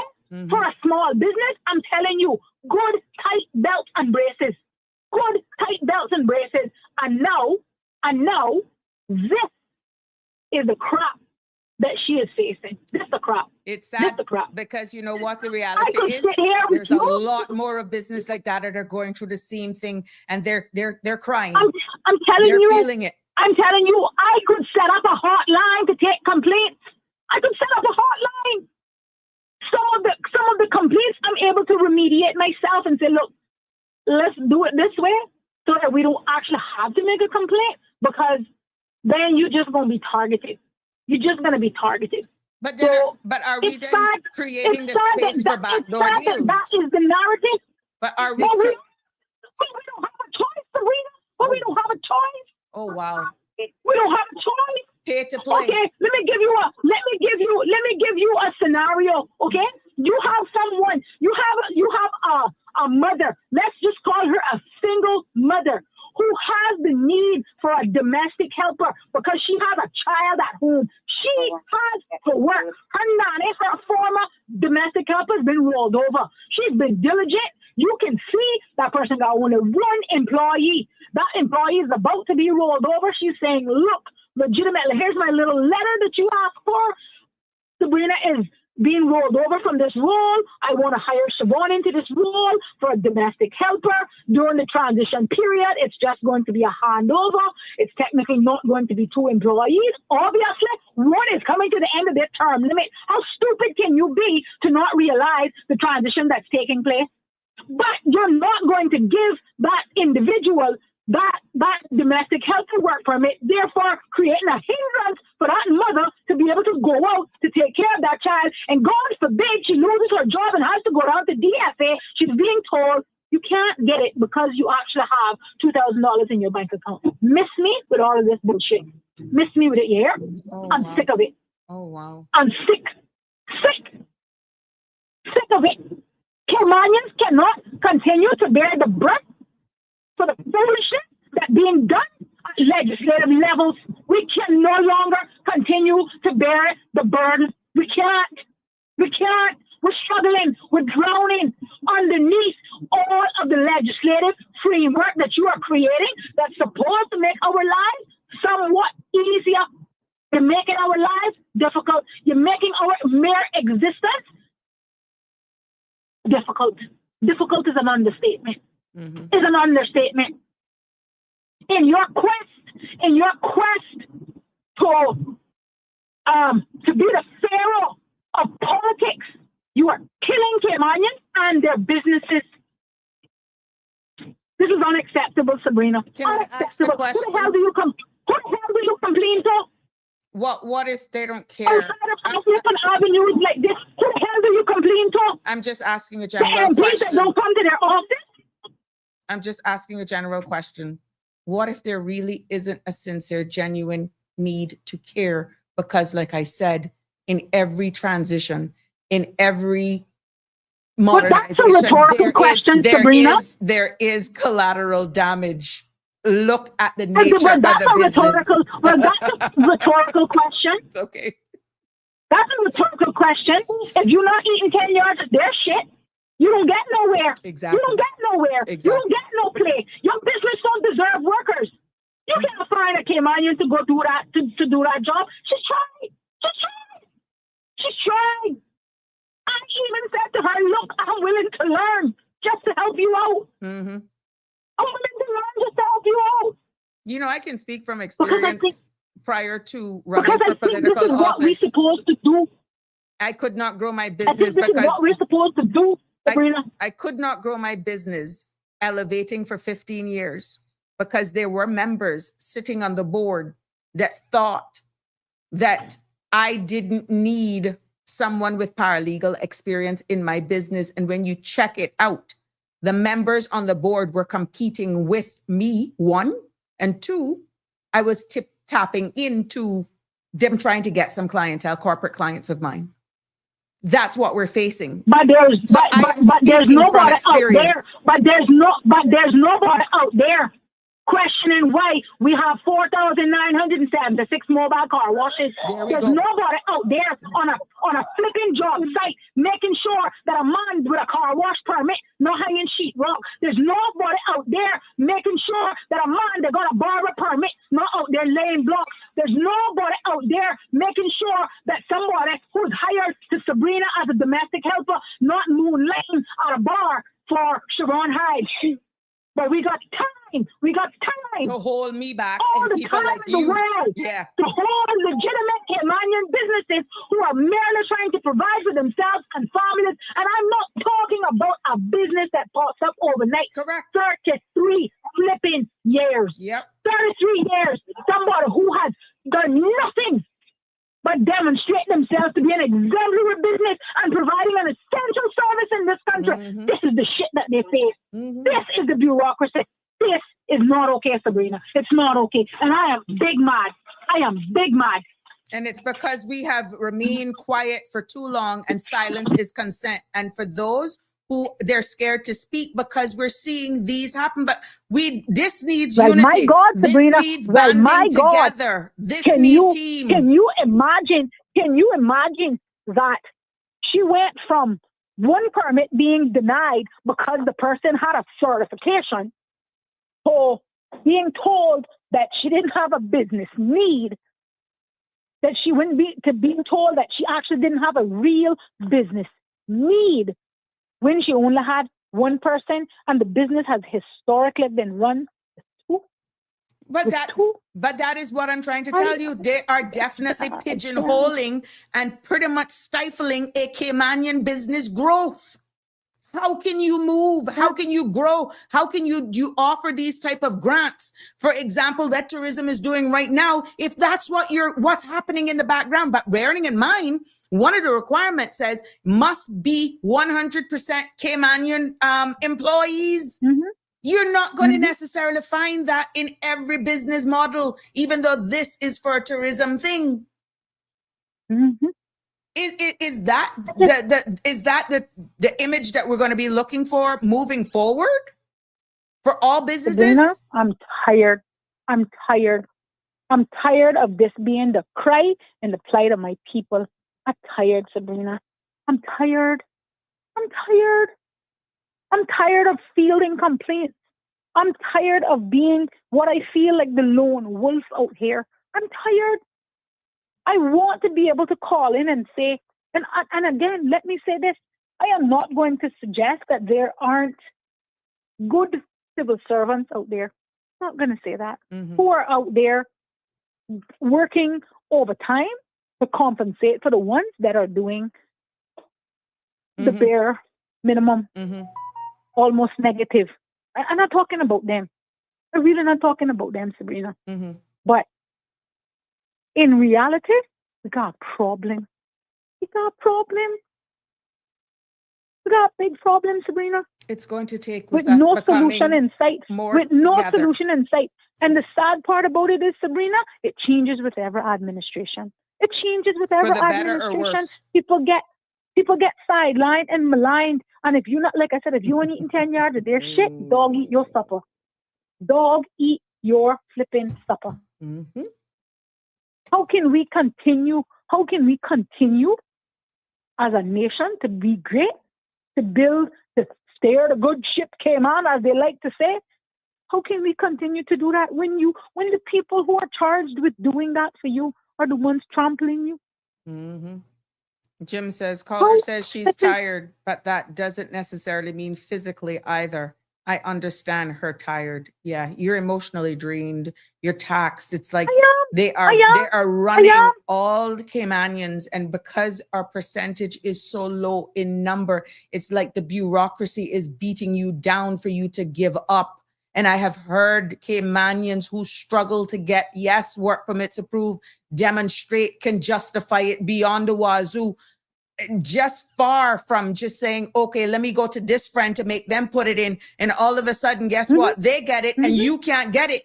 The test, the proof is in the pudding. Then you have no other choice but to believe it is personal. Yeah, but what they're supposed to be clamping down on, paying attention to, and trying to pull back on, they're not doing that. They're not doing that. They are not interested in doing that. You understand? Again, Caymanians are on the losing end of what is supposed to make our lives better, easier. We are constantly, again, on the losing end of this thing again. Well, do you see some of the fees that we've been through exhaustively that is going to impact every Caymanian-owned business with the heightened fees and families and individuals? We asked for immigration reform, though. If they know what I had known, they would stay put, If they know what I know, they would stay put. They would stay put. Because this thing is like cowboys and is like a cowboys and Indian thing. Let me tell you. But I don't want to make any great predictions or call down no bad juju. But let me tell you something. Cayman can't continue on the trajectory that it's on. There are Caymanians who are sitting at the table who are not only at one time our complaint was that we were only getting the crumbs. We were only able to get the crumbs from the table. Okay? What's happening now is you have Caymanians sitting at the table who also want the crumbs for themselves. They don't even want you to get the crumbs, Sabrina. Okay? That's how disgusting, nasty they have become. They don't even want you to get the crumbs simply because you and them don't wear the same political shirt. You and them don't vote on the same side. Okay? And it's unacceptable. So because you don't like me, I should never eat in this country. I want to remind the public there's a Caymanian who had to leave this country, in order to survive, simply because he dared to question the narrative of what was taking place, not just to him. He rarely advocated for himself. It was always for other Caymanians. For other Caymanians. And you see where it got him? It's sad, Sabrina. It really, really sad. So that is why the majority of the others then are refusing to speak, because they don't want to be a victim of that, to have to leave. So they just be quiet. Yeah, but Sabrina, that is not the solution either. Whether you are in the loud majority or silent minority, the solution to getting change cannot be to sit back and buckle up, buttercup. That can't be the solution. You can't just go along to get along, Sabrina. We can't continue to do that. You see where getting along has gotten us. Remember how much debt this country is in? Remember how much money we not spent that we wasted?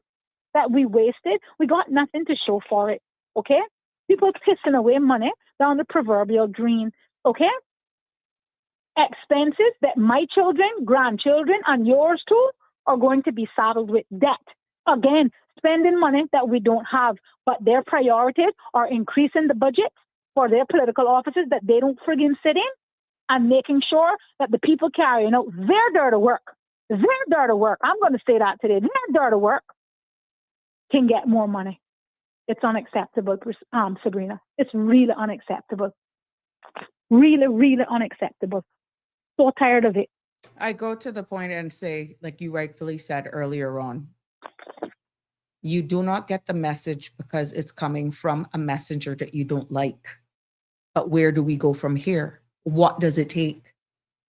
There are platforms like this, and I can remember in the earlier days, one big supporter of this platform said, Sabrina, this cannot be just a platform where we just talk, but we have to see meaningful solutions.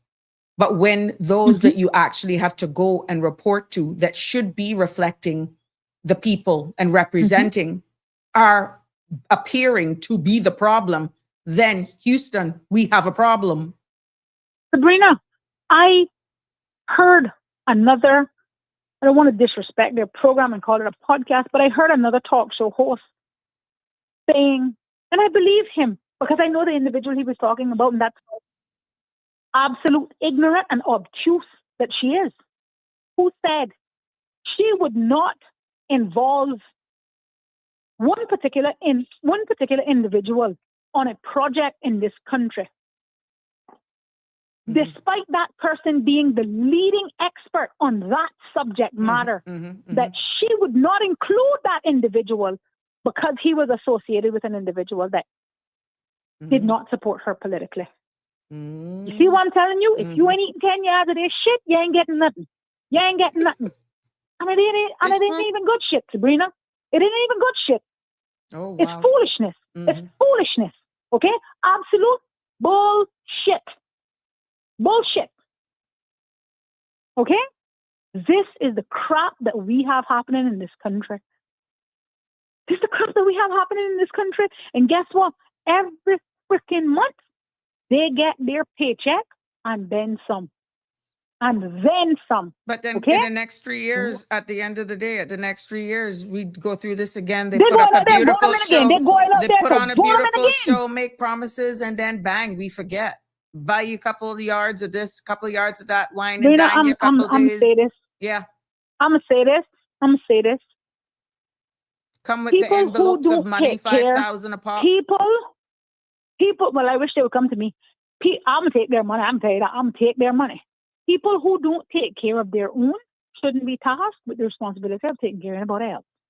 I'm going to say that, and they can put that, I can leave that, and they can put that where they want. But is that a people reflection who of don't take everybody? Care of their own, basically, because if you're not with them, you don't deserve to eat. Gotcha. You don't deserve to eat. That's becoming very obvious. People who don't take care of their own certainly should not be tasked with taking care of anybody else. They need to be put back out in the public sector, just like the rest of us, to have to earn a living, just like the flipping rest of us. A man shall eat by the sweat of his brow. It never said by the foolishness that come out of his mouth. It said by the sweat of his brow. I mean, you got to work. You got to work. I heard. Why must I have to go out there, bust my behind, do hopscotch, hipscotch, upside down, round the table, whatever?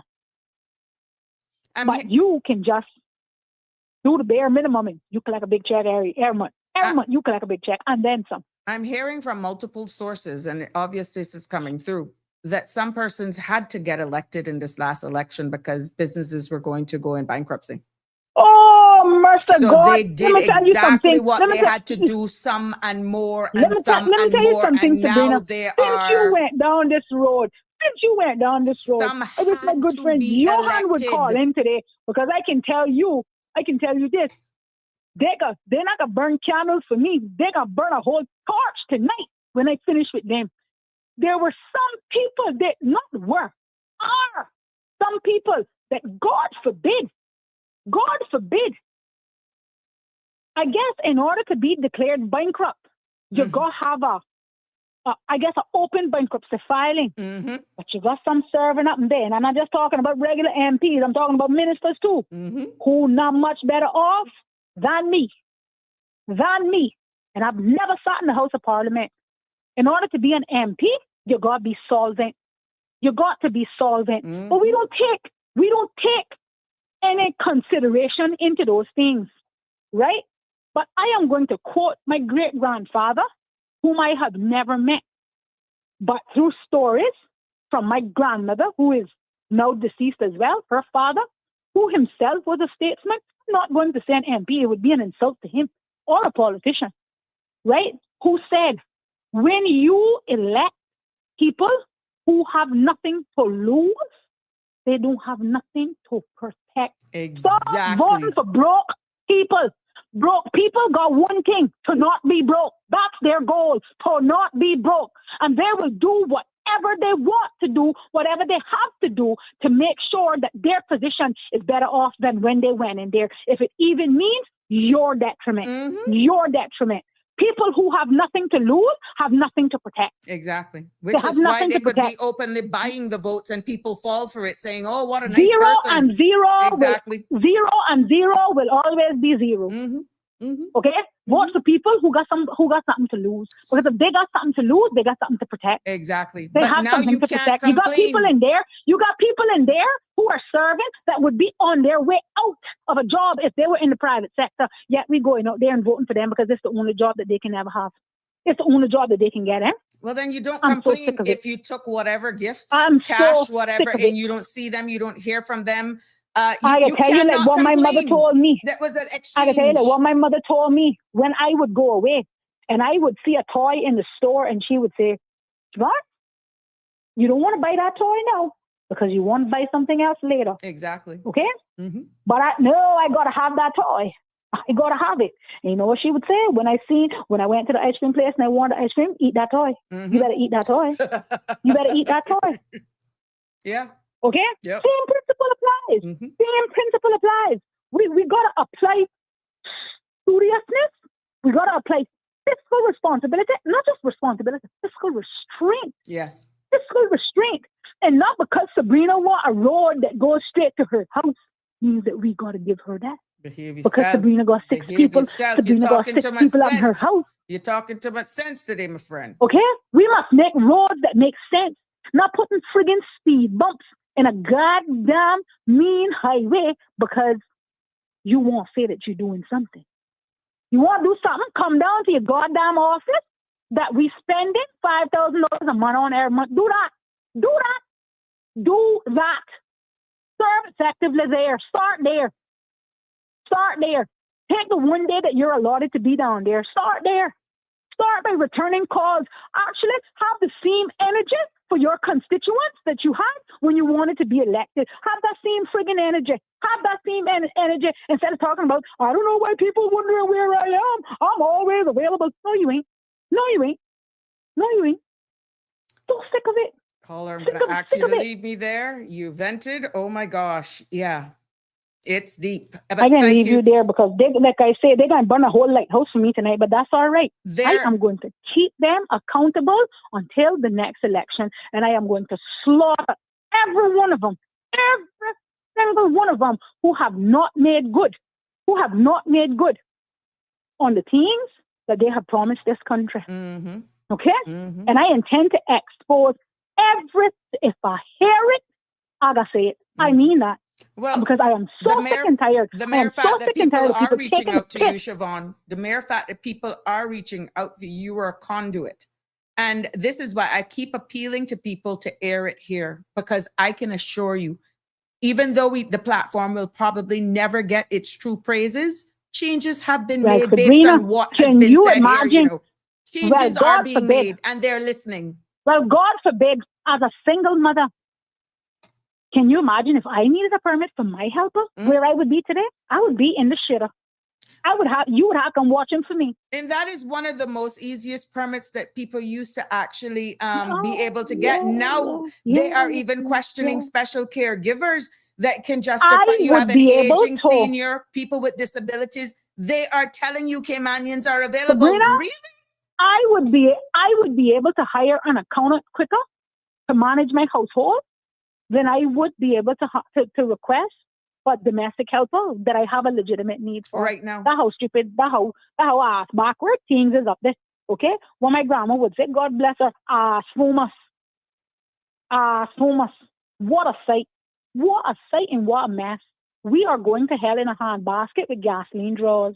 What a sight. I go and leave it there here. My pressure is so high. I tell you, if I ran into one of them, tonight, I probably would lick them right down there. So I gotta stay home and hope I don't run into none of them. Because this mess got to stop. It got to stop, Sabrina. It got to stop. Yeah. It really got to stop. I know Johan said, well, we got big hopes and we really hope that the incoming DG is going to make a big difference? I hope so, because I can tell her what, I can be her first customer.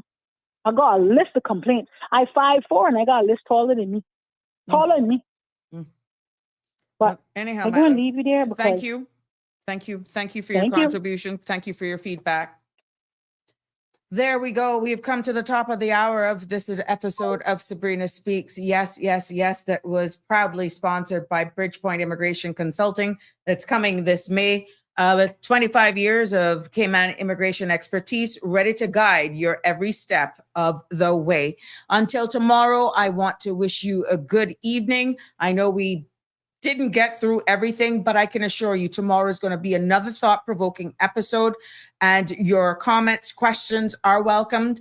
And we got to continue this, guys, because I can assure you what we're feeling, what we're hearing, the sense of frustration, what we're seeing building in the community is not a farce.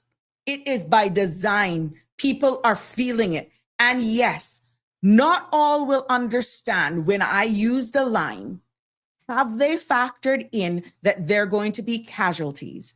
Have they factored in that there's a possibility that they're going to be some person that are just looked at as collateral damage, which is why when you speak, unless you're of a certain caliber or class or hang with the certain crowd, your voice means nothing.